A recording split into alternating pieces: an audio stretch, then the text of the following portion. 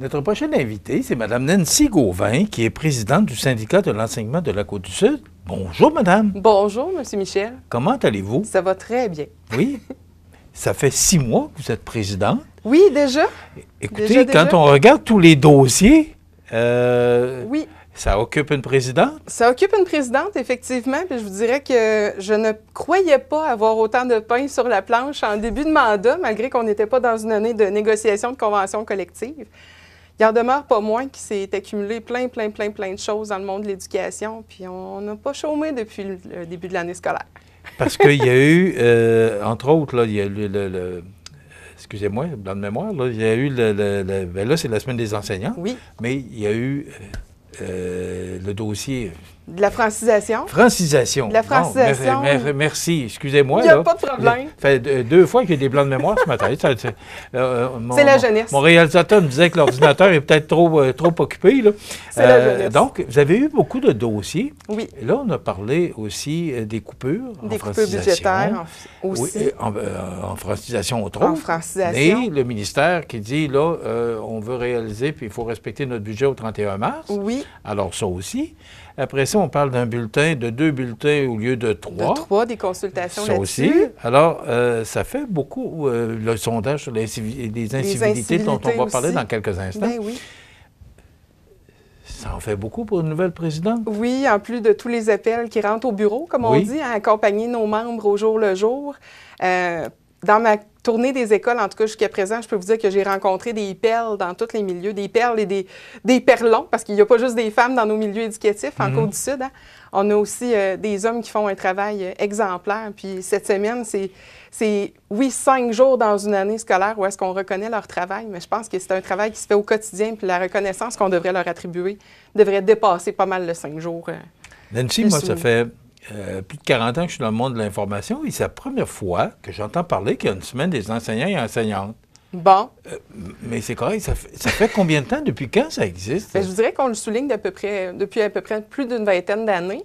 Il y a la Journée internationale des enseignants qui a lieu habituellement le 5 octobre, début octobre. Puis là, cette année, bien, la Semaine des enseignants, comme depuis les dernières années, c'est juste avant la Semaine de la persévérance scolaire qui va avoir lieu la semaine prochaine, donc où on souligne le travail accompli des élèves qui sont assidus, persévérants malgré les difficultés, qui s'impliquent, puis qui vivent des réussites à la hauteur de ce qu'ils sont capables de fournir. Des fois, la réussite, on pense toujours que c'est des moyennes exemplaires, des 90 %, mais un élève qui se donne à 110 % puis qui réussit à avoir la note de passage, pour moi, ça, c'est une réussite aussi.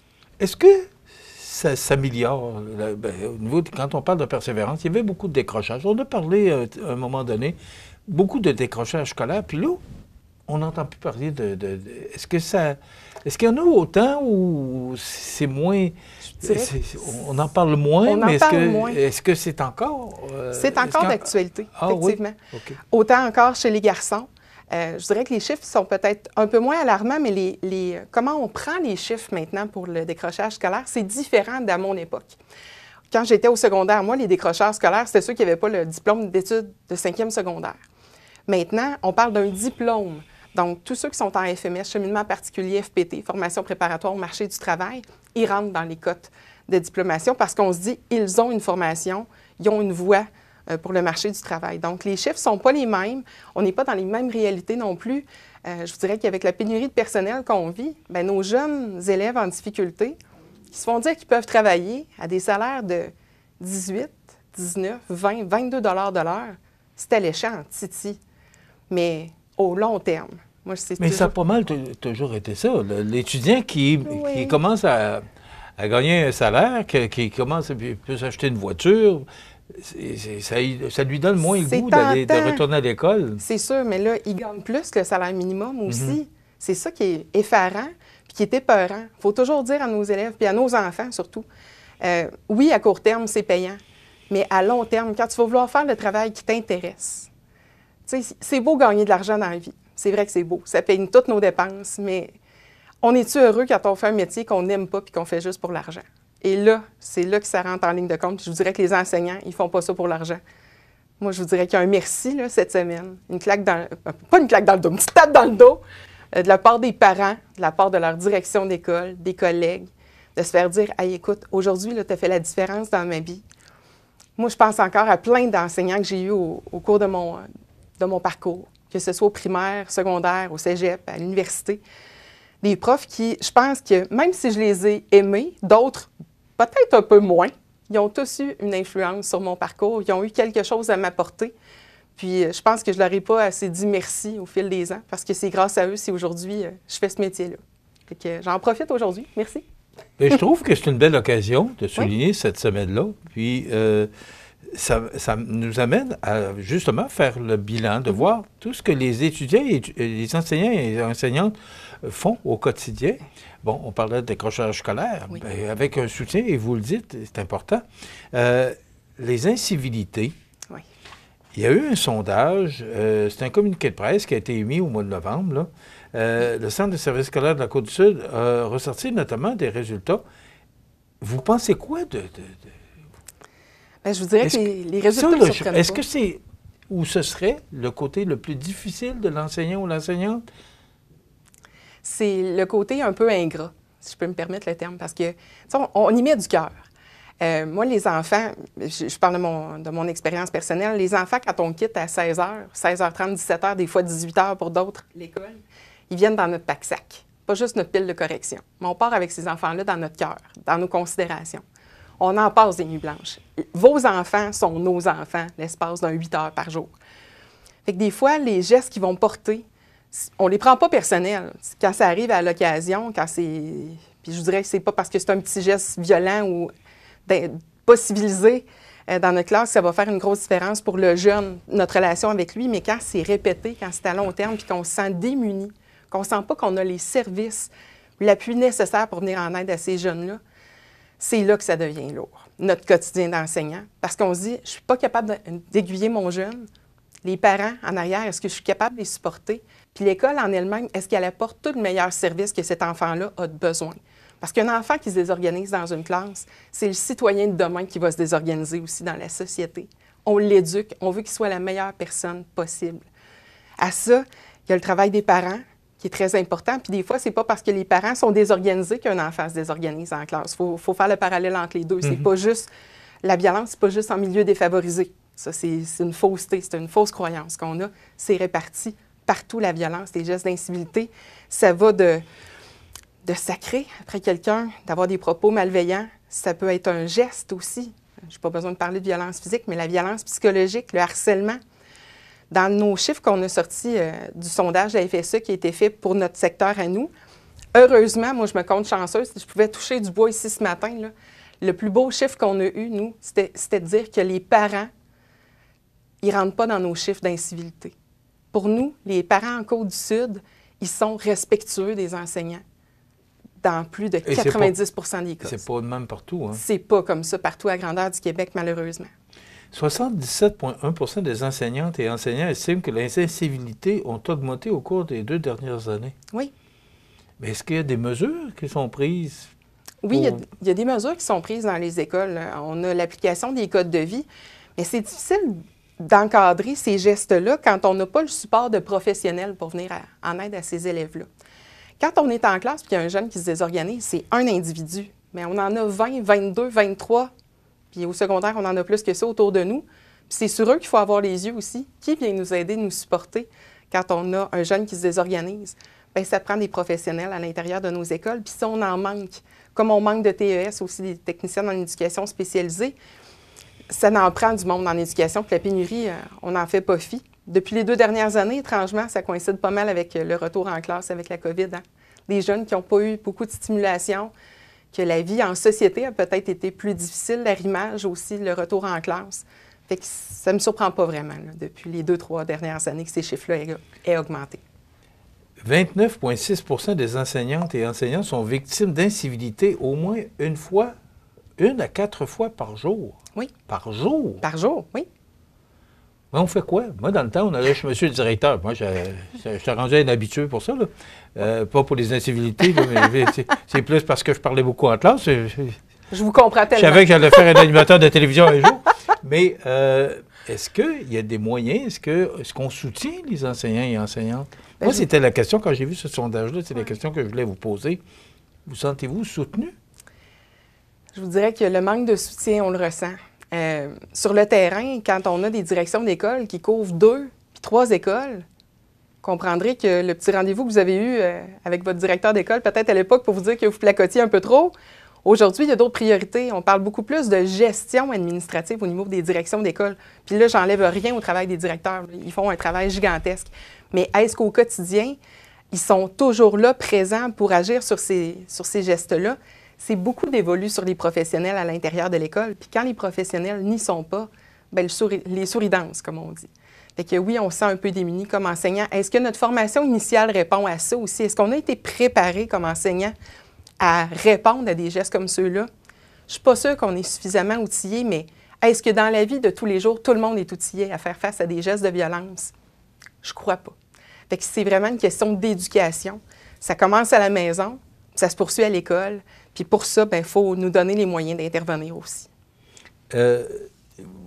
Il avait été mentionné là, dans un des communiqués qu'il y avait une bonne synergie entre le syndicat et le Centre de services scolaires de la Côte-du-Sud.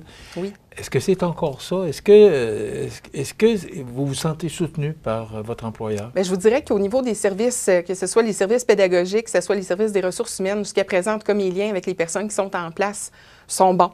On a une communication franche, on est ouvert.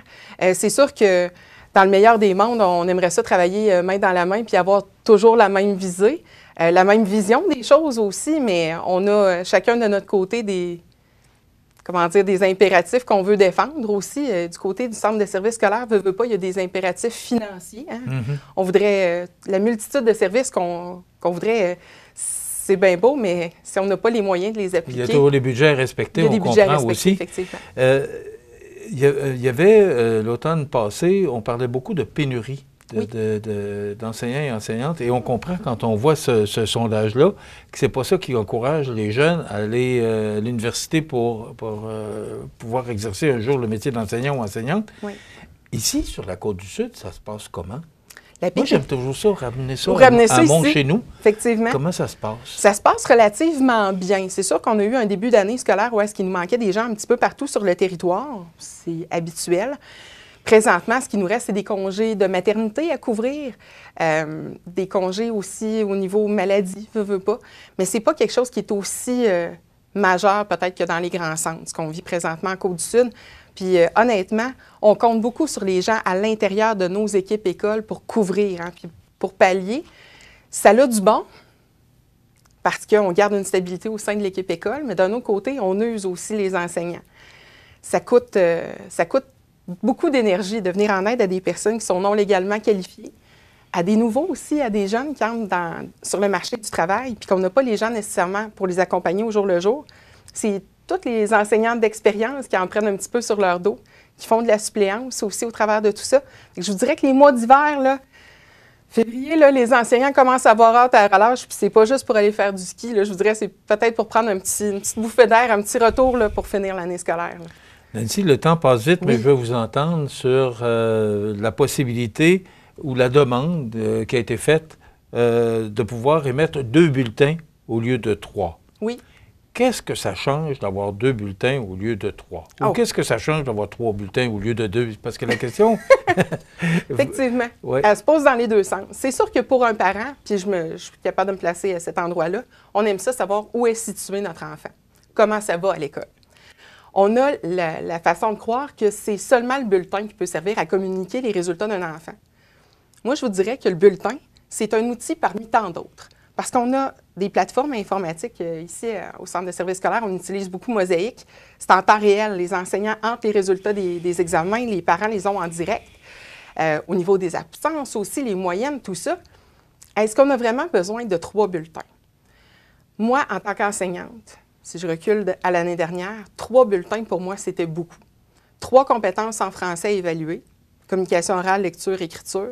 J'avais tout le temps l'impression d'évaluer mes jeunes en classe. Puis mes jeunes me disaient tout le temps, « Madame, on a l'impression qu'on est toujours en examen. » Puis après ça, on se pose la question, pourquoi nos jeunes sont si anxieux? Moi, je me souviens, les examens, c'était stressant. C'était stressant. De se préparer pour les examens. Mais nous autres, on avait 4 bulletins. 4 bulletins? Ouais. Mais à l'époque, vous aviez seulement des connaissances. Des connaissances. Les plus paresseux d'entre nous, en tout cas, je l'ai peut-être été à certains moments dans ma vie au secondaire, on se bourrait le crâne la veille, on recrachait les réponses le lendemain dans le choix de réponse, puis on s'en sortait quand même pas si mal. Mais aujourd'hui, on parle de compétences. Les compétences, c'est plus long à évaluer. Ça ne se passe pas sur une période. Fait qu'il y a un examen qui va durer, à l'époque, il durait peut-être 45 minutes, 1 heure sur une période. Aujourd'hui, là, il peut prendre jusqu'à 3, 4, 5 périodes. Ça veut dire 2 semaines de classe. Les profs du primaire pourraient vous le dire, les examens du ministère vont débuter à la mi-mai, vont se terminer en début juin. 2 semaines d'examen pour des enfants du primaire. Écoutez, là. Malheureusement, le temps est déjà écoulé, mais je vais vous poser une dernière question sur ce sujet-là. Est-ce que vous êtes entendu? Est-ce que les centres de services scolaires ou le ministère de l'Éducation entend ce que vous dites, ce que vous demandez? Ce qu'on demande, bien, je vous dirais que l'écoute en éducation, c'est probablement la compétence la moins aiguisée de notre gouvernement. Fait que sur son bulletin... Même avec M. Drainville? Ah, mon Dieu! Alors, on pourrait en parler longtemps. L'écoute, faudrait que ça s'améliore un petit peu. Disons que la note D sur le bulletin, ça serait quand même pas si mal. Je ne sais pas si M. Drainville nous écoute, mais j'espère. Il va en entendre parler. Il va en entendre parler, certain. C'est toujours intéressant de vous recevoir. Merci. Ça me fait plaisir. Bonne semaine des enseignants et enseignantes. Et je rappelle que la semaine prochaine, c'est la persévérance scolaire. Oui. C'est aussi important une que l'autre. Les deux parce que vont de pair. J'ai l'impression qu'une ne va pas sans l'autre. Effectivement. Merci beaucoup, madame. Ça fait plaisir. Madame Nancy Gauvin, qui est présidente du syndicat de l'enseignement de la Côte-du-Sud, qu'on avait invité pour cette semaine des enseignantes et enseignants, mais aussi on voulait faire le tour, puis on va la réinviter à l'occasion parce qu'on apprend beaucoup de choses. Bien, ça va me faire plaisir. Merci, madame. Merci à vous.